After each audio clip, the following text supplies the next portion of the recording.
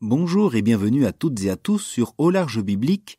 Il est né le biblique enfant et aujourd'hui il se nomme Samuel. Lors de notre épisode précédent, nous avons fait la connaissance de ses parents, Elkana et Anne. Le moment est donc venu de raconter l'histoire de la naissance de cet enfant.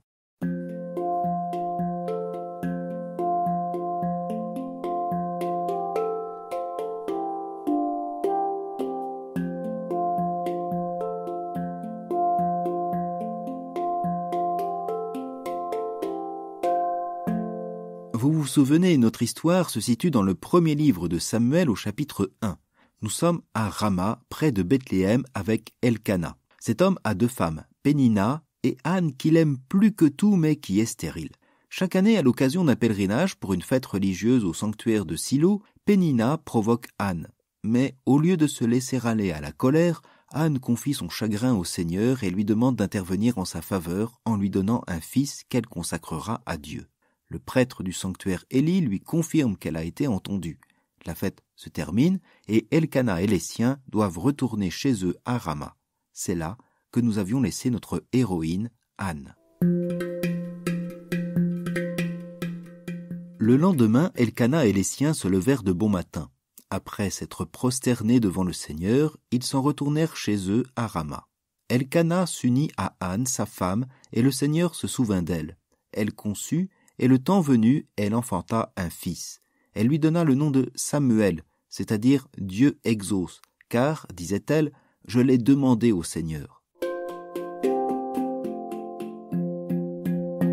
Le récit de la naissance est assez succinct, mais souligne l'action de Dieu en faveur de Anne. Elle met au monde un fils dont le nom fait écho à sa prière. Samuel, Dieu exauce. L'enfant est le don de Dieu. En réalité, Samuel, chez Mouel, signifie le nom de Dieu, comme s'il était tout dédié au Seigneur. L'enfant est bien le signe que Dieu a exaucé la prière d'Anne, mais aussi sa promesse de le consacrer au Seigneur et plus précisément au sein du sanctuaire de Silo où se trouve l'arche d'alliance. Elkana, son mari, monta au sanctuaire avec toute sa famille pour offrir au Seigneur le sacrifice annuel et s'acquitter du vœu pour la naissance de l'enfant. Mais Anne n'y monta pas. Elle dit à son mari, « Quand l'enfant sera sevré, je l'emmènerai. Il sera présenté au Seigneur et il restera là pour toujours. » Son mari Elkana lui répondit, « Fais ce qui est bon à tes yeux. Reste ici jusqu'à ce que tu l'aies sevré. Toutefois, que le Seigneur réalise sa parole. » La femme resta donc et allaita son fils jusqu'à ce qu'elle l'eût sevré.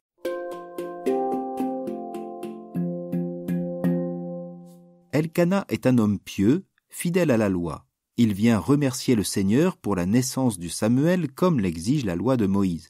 Le livre du Deutéronome, au chapitre 12, verset 11, indique « C'est au lieu choisi par le Seigneur votre Dieu pour y faire habiter son nom que vous apporterez tout ce que je vous prescris, vos holocaustes et vos sacrifices, vos dîmes, les présents de vos mains et toutes les choses excellentes que vous aurez promises par vœu au Seigneur. » Anne ne monte pas au sanctuaire avec Elkana et les siens. Il ne s'agit pas d'un refus d'adorer Dieu pour lui rendre grâce. Au contraire, ce passage permet justement de rappeler à Elkana le vœu de Anne. Quand l'enfant sera sevré, je l'emmènerai, il sera présenté au Seigneur et il restera là pour toujours. Si Anne reste, c'est par respect pour son vœu et non contre Dieu. Elkana consent, lui le chef de famille, est ainsi en plein accord avec le vœu de son épouse. Fais, dit-il, ce qui est bon à tes yeux, reste ici jusqu'à ce que tu l'aies sevré, toutefois, que le Seigneur réalise sa parole. Cette parole que Dieu réalisera, ce sera d'autres enfants. Anne n'est plus stérile et Samuel ne sera pas leur unique enfant comme nous l'entendrons plus tard.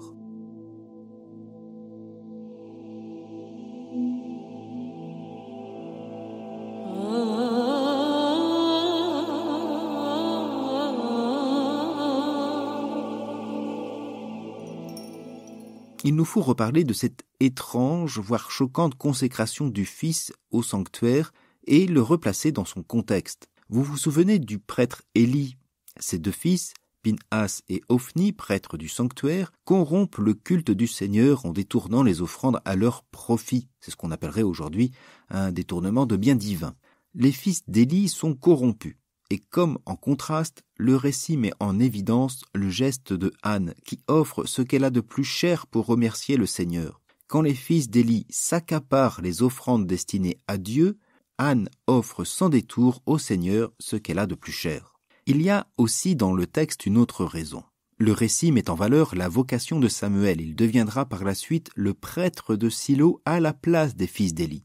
Le récit de la naissance et de l'enfance de Samuel vise à lui donner une réelle et une divine légitimité, d'autant qu'il est l'homme de Dieu qui donnera l'onction royale au grand roi David. Cet aspect politique n'apparaît pas encore, et le texte montre d'abord la figure de croyante qui est Anne, décrite dans les versets suivants. Lorsque Samuel fut sevré, Anne, sa mère, le conduisit à la maison du Seigneur à Silo. L'enfant était encore tout jeune. Anne avait pris avec elle un taureau de 3 ans, un sac de farine et une outre de vin. On offrit le taureau en sacrifice et on amena l'enfant au prêtre Élie. Anne lui dit alors : « Écoute-moi, mon Seigneur, je t'en prie. Aussi vrai que tu es vivant, je suis cette femme qui se tenait ici près de toi pour prier le Seigneur. C'est pour obtenir cet enfant que je priais. Et le Seigneur me l'a donné en réponse à ma demande. À mon tour, je le donne au Seigneur pour qu'il en dispose.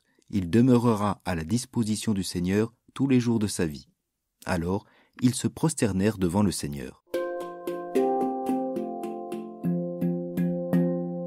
Le récit est quand même assez intimiste. Anne semble seule avec son enfant et monte au sanctuaire à la rencontre d'Élie.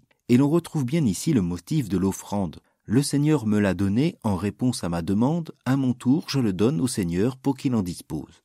Ainsi Samuel est confié au sanctuaire. L'avenir de l'enfant appartient à Dieu. Et c'est une situation assez étrange d'ailleurs, puisque Anne confie l'éducation de son fils à un père qui n'a pas réussi l'éducation des siens. Mais, comme Anne le dit, c'est le Seigneur qui en dispose. Et la suite des aventures de Samuel dans le livre montrera justement combien l'enfant sera dès son jeune âge le prophète, le porte-parole du Seigneur pour dénoncer l'attitude des fils d'Élie. Enfin, ils se prosternent ensemble, la femme et le prêtre, devant le Seigneur.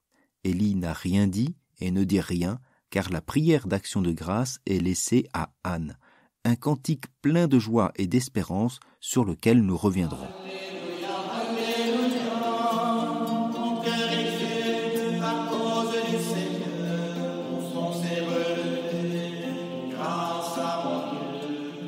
Après cela, Anne retourne chez elle. Le récit reprend au chapitre 2 du premier livre de Samuel au verset 11.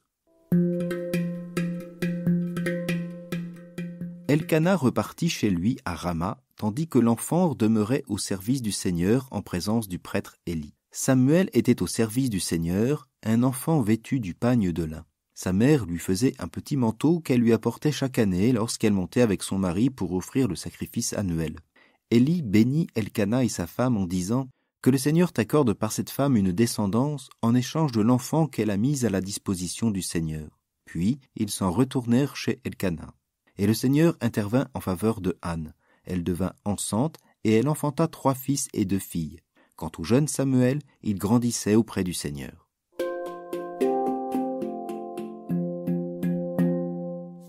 La consécration de Samuel au temple n'est pas un abandon. Anne et Elkana reviennent régulièrement au sanctuaire pour Samuel. Avec Samuel, la vie de Anne a pris tout son sens dans la foi. Celle qui était humiliée à cause de sa stérilité se voit comblée de bonheur avec Samuel et ses autres enfants. Anne est donc désormais comblée. Mais revenons à son cantique, car celui-ci donne au lecteur un autre point de vue interprétatif. Le cantique de Anne est un chant de 3 couplets qui vont crescendo, depuis la situation de cette épouse anciennement stérile jusqu'à l'espérance d'une action divine en faveur du peuple. Et Anne fit cette prière.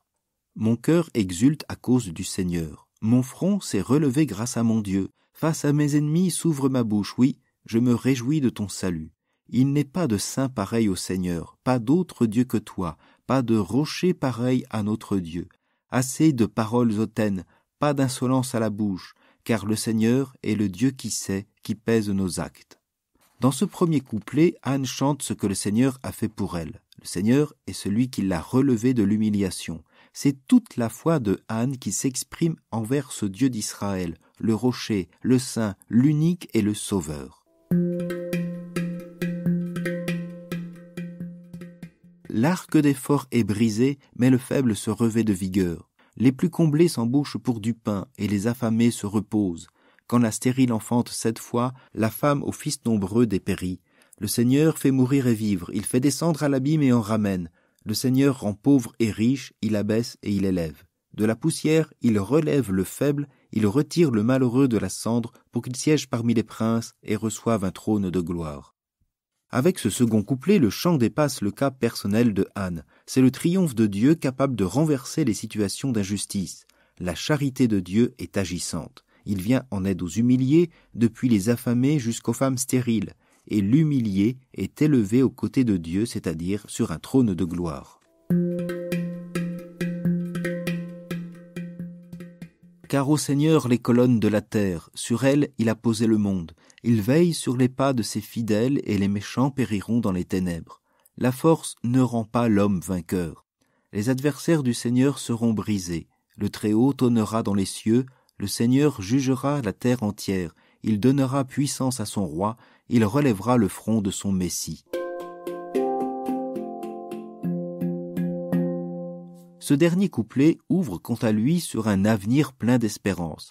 C'est l'attente d'un jugement dernier et définitif et l'avènement d'un Messie. L'ensemble du cantique de Anne sert d'interprétation. Il permet d'actualiser le récit de la naissance de Samuel. Ce que Dieu a fait pour Anne hier, il le fera pour son peuple aujourd'hui et demain. Anne et Samuel deviennent donc les figures d'une espérance, d'un peuple humilié qui attend la naissance de son Messie. C'est cette naissance-là que nous allons pouvoir aborder maintenant avec les récits de la nativité de Jésus dans l'évangile de Matthieu et de Luc. Et vous entendrez combien il s'appuie sur ces récits du Premier Testament, Samson, Jacob et Ésaü, l'Emmanuel, Isaac, Moïse et Samuel. Alors, à très bientôt sur Au Large Biblique.